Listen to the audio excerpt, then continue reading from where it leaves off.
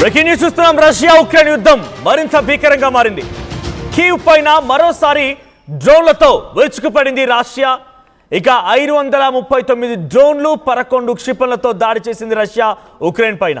ఉక్రెయిన్లోని 8 ప్రాంతాల్లో రష్యా దాడులకు తెగబడింది. అయితే దాడిని ఉక్రెయిన్ ఎయిర్ ఫోర్స్ కూడా ధృవీకరించింది. దాడులో కీవ్లోని పోలాండ్ దౌత్య కార్యాలయం కూడా పూర్తిగా ధ్వంసమైంది. ప్రస్తుతానికి రైల్వే ట్రాక్లు, సిగ్నలింగ్ వ్యవస్థ పూర్తిగా దెబ్బతిన్నట్టు తెలుస్తోంది. ప్రాణాలని కాపాడుకునేందుకు అక్కడి స్థానికులంతా భయభ్రాంతులకు గురవుతూ పరుగులు పెట్టారు. కీవ్ నగరం పైన మొదటి నుంచి కూడా చాలా భీకరంగా దాడులకు ప్రయత్నం చేస్తోంది రష్యా.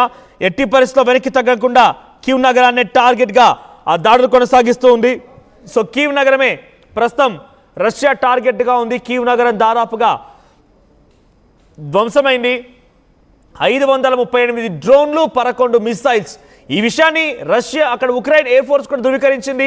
సో చాలా భీకరంగా దాడులు కొనసాగుతున్నాయి. రష్యా ఉక్రెయిన్ యుద్ధం ఇప్పటితో ఆగేలా కనిపించడం లేదు.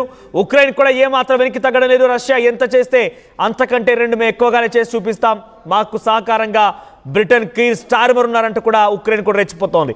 అమెరికా కూడా ఇండైరెక్ట్గా జెలెన్స్కీకి మద్దతుగా నిలబడి జెలెన్స్కీ వైపుగా అమెరికా నిలబడింది. కాబట్టి ఉక్రెయిన్ కూడా ఏమాత్రం వెనక్కి తగ్గకుండా ఆ రకంగానే తన అహంకారాన్ని, దుందుడుకు స్వభావాన్ని కొనసాగిస్తూనే ఉంది. రష్యా కూడా ఈ మధ్య కొంత సీజ్ ఫర్ అండర్స్టాండింగ్ సిద్ధమైంది. అమెరికా అధ్యక్షుడు డొనాల్డ్ ట్రంప్ని రష్యా అధ్యక్షుడు పుతిన్ చాలా క్లియర్గా very great respect towards Trump అన్నారు. మేము సిద్ధంగా ఉన్నామని చెప్పారు. కానీ దీన్ని ఉక్రెయిన్ మాత్రం అంగీకరించలేదు. ఉక్రెయిన్ ఏమాత్రం కూడా అంగీకరించకపోగా పైపెచ్చు ఇంకా భీకరంగా దాడులు చేస్తామని హెచ్చరికలు కూడా జారీ చేస్తోంది. ఇవన్నిటి నేపథ్యంలోనే ఉక్రెయిన్ పూర్తిగా అంతమొందించాల లక్ష్యంతోనే ఉక్రెయిన్ ఇక మా మాట వినేలేదు, ఎవరి మాట పట్టించుకోలేదు, అహంకారంతో, దుందుడుకు స్వభావంతో ముందుకు వెళ్తోందని చెప్పి రష్యా ఉక్రెయిన్ పైన మరింతగా దాడులను పెంచేసింది. ఒక్కరోజే 538 డ్రోన్లు, 11 మిసైల్స్తో దాడి చేసింది. మరిన్ని అప్డేట్స్తో మా ప్రతినిధి పెట్రిషా సిద్ధంగా ఉన్నారు. పెట్రిషా, ఏంటి, ఎటువంటి దాడి జరిగింది, అప్డేట్స్ ఏంటి? ఉక్రెయిన్ రష్యా వార్ అంతా కూడా ఎక్స్కలేట్ అయింది. దాదాపు చూసుకుంటే 539 డ్రోన్స్ ద్వారా కూడా అటాక్ చేశారు. దాదాపు 11 మిసైల్స్ అని కూడా వదలడం జరిగింది.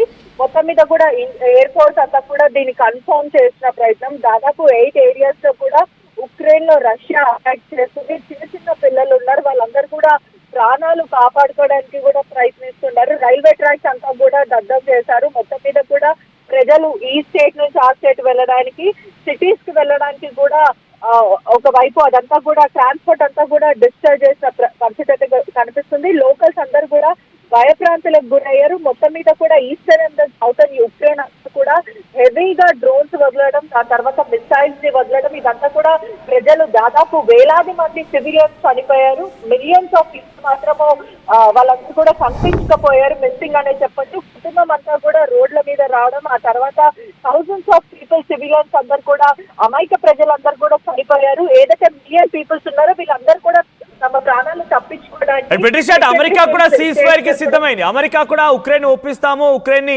ఒప్పుకోమని కొంత ఒత్తిడి కూడా తీసుకొస్తున్నట్టు తెలుస్తోంది. రష్యా కూడా అమెరికా అధ్యక్షుడు డొనాల్డ్ ట్రంప్ ని very great respect towards Donald Trump అంటూ మాట్లాడుకొచ్చారు. డొనాల్డ్ ట్రంప్ అంటే చాలా గౌరవం ఉంది, మేము సిద్ధంగా ఉన్నాం సీజ్ ఫైర్ కి అని చెప్పుకొచ్చారు. అయితే సీజ్ ఫైర్ వస్తుందా రారా? ఇకనైనా ఉక్రెయిన్ ఈ దెబ్బతో అంగీకరించే అవకాశం ఉందా? లేదంటే నాటో దేశాలు, బ్రిటన్ దేశాలు మొత్తం కూడా తమ వెన్నంటే ఉన్నాయి, తమకు సహకరిస్తున్నాయని చెప్పి ఇంకా భీకరంగా దీనికి ప్రతీకార దాడి చేసే అవకాశం ఉందా?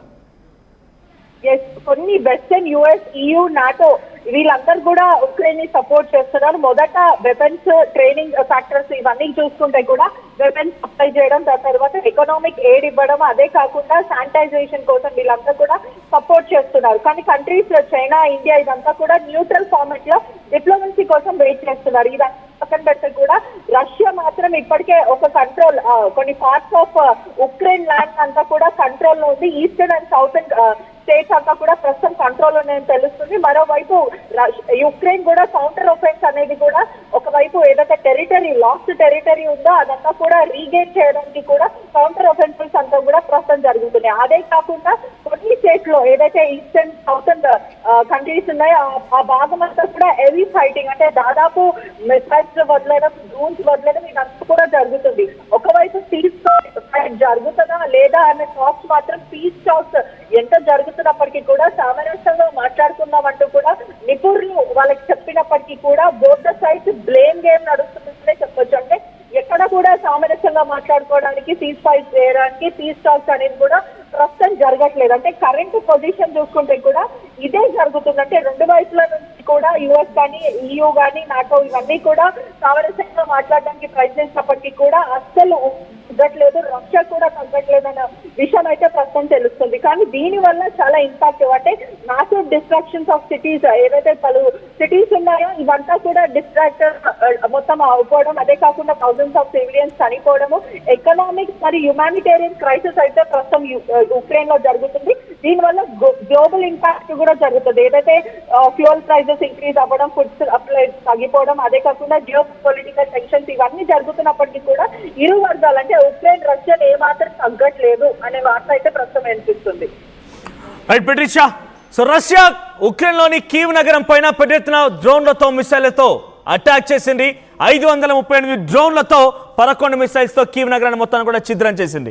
సో ఇంకా ఈ యుద్ధం మరో నెక్స్ట్ లెవెల్ వెళ్తోంది. ఉక్రెయిన్ రష్యా సిద్ధంగా ఉంది సీజ్ ఫైర్ అనేటువంటి మాటలు చెప్తున్నప్పటికీ అమెరికా అధ్యక్షుడు డొనాల్డ్ ట్రంప్ని కూడా ఒక రకంగా కీర్తిస్తూ పుతిన్ మాట్లాడాడు.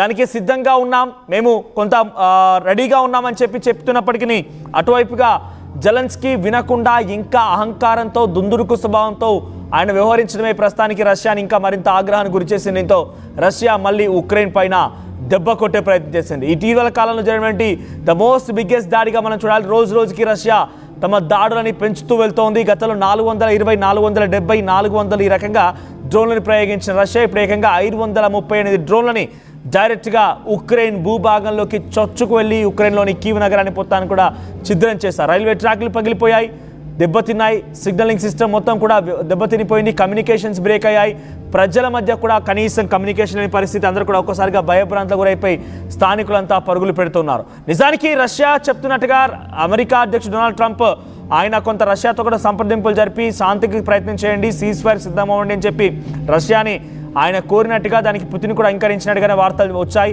సో కానీ దీని విషయం పైన జెలెన్స్కీ మాత్రం స్పందించారు. జెలెన్స్కీ బ్రిటన్ కీర్ స్టార్మర్ సపోర్ట్తో నేను ఇంకా ముందుకు వెళ్తాను, ఏమో చేస్తాను, పెద్దగా రష్యాని ఏదో భయభ్రాంత గురి చేస్తాను, రష్యాని ఇంకా ఆట కట్టిస్తానట్టుగానే ఆయన వ్యవహారం కనబడుతోంది.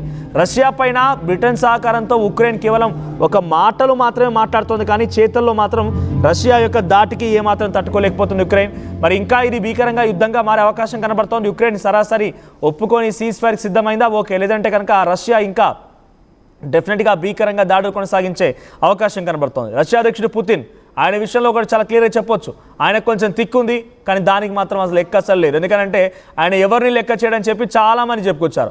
చాలామంది ఏకంగా బ్రిటన్లో ఉన్నటువంటి ఒక కమాండర్ కూడా, ఆర్మీ కమాండర్ కూడా చెప్పుకొచ్చారు, రష్యా అధ్యక్షుడు పుతిన్ ఏమాత్రం కూడా ఎవరి మాటని పట్టించుకోడు. అక్కడ అమెరికా చెప్పినా లేకపోతే ఇంకెవరు చెప్పినా న్యూక్లియర్ని ప్రయోగించదని చెప్తే నా ఇష్టం, నా దగ్గర ఉన్న వ్యవస్థ నా ఇష్టం, నువ్వు చెప్పడం ఏంది నాకు అన్నట్టుగా చాలా క్లియర్గా చెప్పుకొస్తారు పుతిన్. సో ఇరాన్ ఇజ్రాయెల్ యుద్ధంలో కూడా చెప్పింది ఆయనే, ఇరాన్ దగ్గర వాళ్ళకి స్వయం హక్కు కూడా ఉంది, వాళ్ళు తయారు చేసుకోవడం కోసం, అవసరమైతే ఎమర్జెన్సీ సిచ్యువేషన్లో దాన్ని వినియోగించే హక్కు కూడా ఉంది, నువ్వెవరు వాళ్ళకి చెప్పడం, వాళ్ళ ఇష్టం అదన్నట్టుగానే అమెరికాని వారించారు పుతిన్. సో ఇప్పుడు ఉక్రెయిన్ విన్నిందా? సరే, లేదంటే ఆయన సిద్ధాంతం చాలా క్లియర్గా ఉంది, నా దగ్గర న్యూక్లియర్ ఉందని అంటే వినియోగించుకోవడం నా ఇష్టం, దాన్ని తయారు చేయాలని కూడా నా ఇష్టమే, నువ్వెవరు నాకు అడ్డు చెప్పడానికి, నిజంగా నేను ఉపయోగించాల్సి వస్తే ఉక్రెయిన్ పైన తప్పకుండా ఉపయోగిస్తానని చెప్పి గతంలో చెప్పుకొచ్చాడు. గతంలో కూడా బహుశా 86 మేబీ అప్రాక్స్ ఆ టైంలో 1980లో న్యూక్లియర్ డిజాస్టర్ జరిగింది. అది సోవియట్ యూనియన్ పైన జరిగింది, సోవియట్ యూనియన్ ముక్కలైపోయింది. అయితే ఆ సమయంలో ఆ న్యూక్లియర్ డిజాస్టర్ జరిగింది కూడా ఉక్రెయిన్ ప్రాంతంలోనే. సో ప్రస్తుతానికి మరోసారి కూడా రష్యా అధ్యక్షుడు చాలా క్లియర్గా చెప్తున్నారు, నువ్వు కనుక నా మాట వినకపోతే నీకు మాత్రం చుక్కలే అన్నట్టుగా వార్నింగ్ ఇస్తున్నాడు. మరి ఆ వార్నింగ్ని జెలెన్స్కీ ఎలా తీసుకుంటారో చూడాలి.